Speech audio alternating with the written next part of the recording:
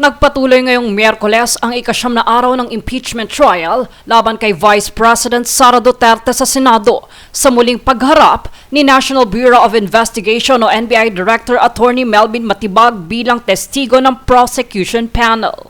Ipinagpatuloy ng kampo ng depensa ang cross-examination kay Matibag matapos itong humiling ng karagdagang oras sa nakaraang pagdinig upang maihanda ang mga tanong kaugnay ng mga dokumentong iniharap ng prosecution.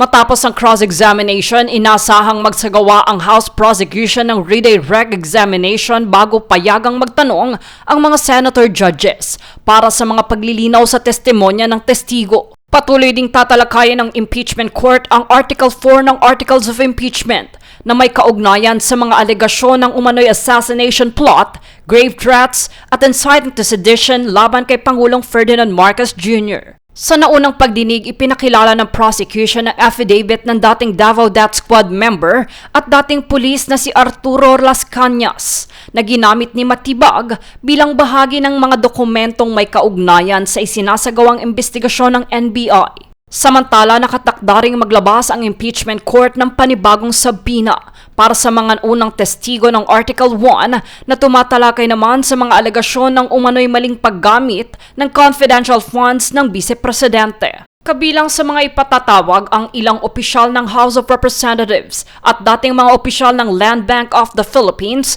bagamat ipinagpaliban muna ang kanilang pagharap upang bigyan daan ang pagpapatuloy ng testimonya ni Matibag. Patuloy namang inaasahan ang presentasyon ng mga susunod na testigo at ebidensya habang nagpapatuloy ang pagliliti sa mga reklamong nakasaad sa Articles of Impeachment laban kay Vice President Sara Duterte.